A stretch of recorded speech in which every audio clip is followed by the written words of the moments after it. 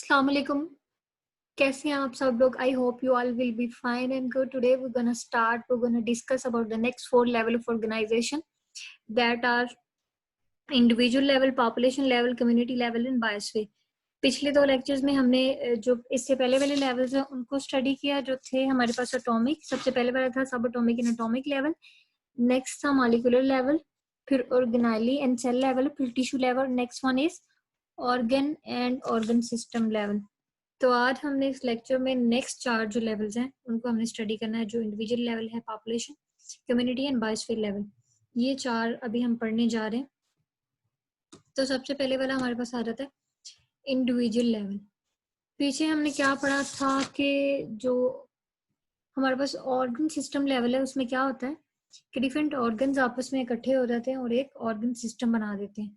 तो अब individual level में क्या हो रहा है, वो कहते हैं कि different organs and organ system are organised together to form an individual organism. यहाँ पे different organs and organ system आपस में इकट्ठे हो जाते हैं और एक इंडिविजुअल, पूरा एक इंडिविजुअल बना देते हैं, एक पूरा इंसान। मतलब लाइक अगर हम ह्यूमंस हैं तो हमारे डिफरेंट ऑर्गन और ऑर्गन सिस्टम इकट्ठे होकर पूरा एक इंसान बना देते हैं, तो पूरा एक इंडिविजुअल बन जाता है। In organism the function and processes and activities of various organs and organ system are coordinated. और किसी भी एक पूरे ऑर्गेनिज्म में जो डिफरेंट फंक्शन एंड प्रोसेसेस और जो एक्टिविटीज हो रही होती हैं डिफरेंट ऑर्गन्स की या ऑर्गन सिस्टम की, वो आपस में कोऑर्डिनेटेड होती है, एक दूसरे के मुताबिक चल रही होती हैं। ये आप लोगों को ऐसे समझ नहीं आएगा, जब हम एग्जाम्पल को देखेंगे तो अब आप लोगों को समझ आएगा कि किस तरह की कोऑर्डिनेशन इनमें होती है। एग्जाम्पल में हमारे पास आ जाता है when human is engaged in a continuous and hard exercise, not only his muscles are working but also there is an increase in rate of respiration and heart beat। वो कहते हैं कि जब इंसान कोई भी एक्सरसाइज कर रहा है तो क्या हो रहा है, उसकी जो हार्ट बीट है वो भी बढ़ रही है, उसके साथ उसका रिस्पायरेशन का प्रोसेस है वो भी तेज होना। मतलब कि हमें ज्यादा सांस, हम ज्यादा जल्दी जल्दी सांस ले रहे होते हैं और हमारी हार्ट बीट भी वो ज्यादा काम कर रही होती है। ये क्यों होता है? This accelerated rate of respiration and heartbeat and supplies more oxygen and food to the muscle which they need for continuous work। ये इसलिए हो रहा होता है क्योंकि हम ज्यादा रिस्पायरेशन का प्रोसेस करेंगे तो ज्यादा ऑक्सीजन हमारे अंदर जाएगी, और ज्यादा जब हम काम कर रहे होते हैं, ज्यादा हमारे मसल्स भी काम कर रहे होते हैं, इसलिए हमारी हार्ट बीट भी तभी तेज हो रही थी, क्योंकि रिस्पायरेशन ज्यादा हो रही है तो हार्ट बीट भी तेज हो रही है, ताकि साथ साथ हमें जो है कंटिन्यूस काम के लिए फूड मिलती रहे, एनर्जी मिलती रही है। तो ये इसलिए हो रहा होता है।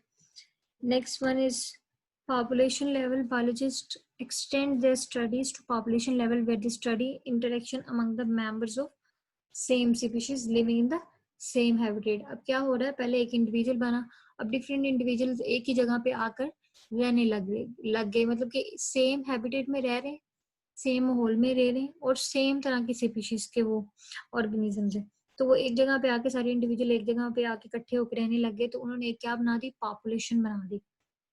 अब definition of population is a group of organism of same species at the same place और एट द सेम टाइम।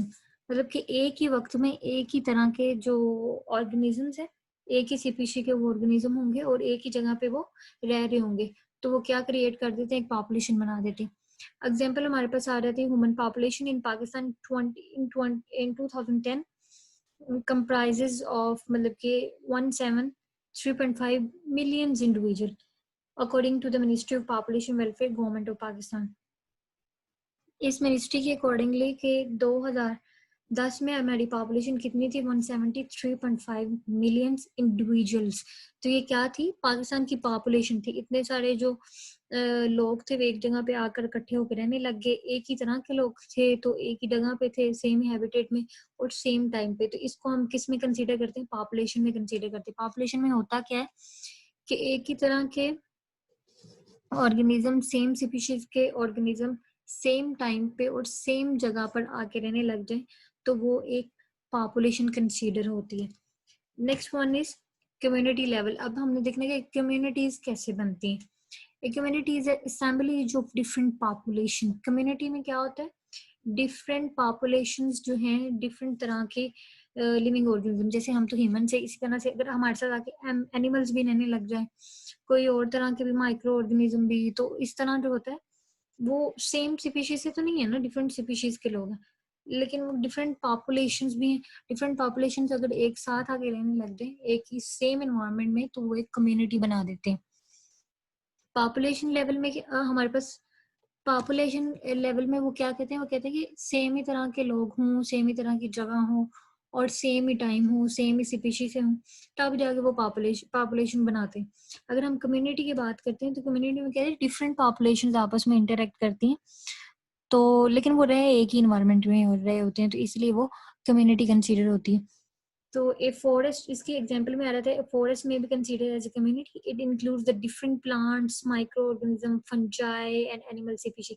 अब देखिए ना फॉरेस्ट में कितनी चीजें हमारे पास मौजूद है, प्लांट्स भी, माइक्रो ऑर्गेनिज्म भी हो गए, फंजाइज भी हो गए, एनिमल्स भी हो गए, इवन हम ह्यूमन बीइंग भी कुछ होते हैं कि मतलब जो वहाँ पे हम विजिट वगैरह के लिए जाते हैं, हम लोग भी तो रहते ही है ना, कुछ कुछ रहते ही होते हैं वहाँ पे, हमारा भी आना जाना ही होता है। तो इस तरह से ये देखो कि फॉरेस्ट में कितनी ज्यादा पॉपुलेशन एक ही एनवायरनमेंट में रह रही होती, एक ही जगह पे एक दूसरे से इनका इंटरेक्शन होता रहता है, तो किस में आते हैं, कम्युनिटी में आते हैं।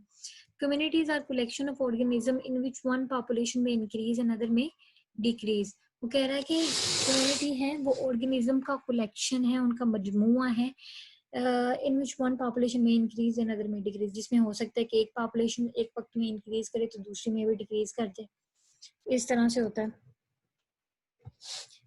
नेक्स्ट ये हमारे पास डायग्राम है, इसमें उन्होंने क्या फॉरेस्ट की कम्युनिटी को दिखाया हुआ कि जंगल में कौन कौन से, मतलब कि ये देखें डिफरेंट स्पीशीज के, ये लायन हो गया, ये टाइगर हो गया, कुछ ज़ेब्रा, ये सब मतलब एक ही रंग डिफरेंट एनिमल्स है, डिफरेंट स्पीशीज से, और हो क्या रहा है, तो वो एक ही जगह पर ये देखें, ये एनिमल्स हैं, साथ ये प्लांट्स भी हैं, इधर माइक्रो ऑर्गेनिज्म भी रहते होंगे, तो ये डिफरेंट पॉपुलेशन है, लेकिन रह एक दूसरे के साथ रहे एक ही जगह पे और एक दूसरे के साथ इंटरेक्ट कर रहे हैं, तो ये एक कम्युनिटी है।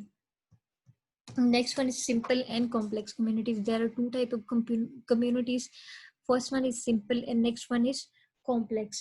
Some communities are complex, और जैसे फॉरेस्ट कम्युनिटी होगी, पॉन्ड कम्युनिटी होगी, पॉन्ड में भी देखे एनिमल्स भी रहते हैं, जैसे मेंढक वगैरह वो पॉन्ड्स में होते हैं।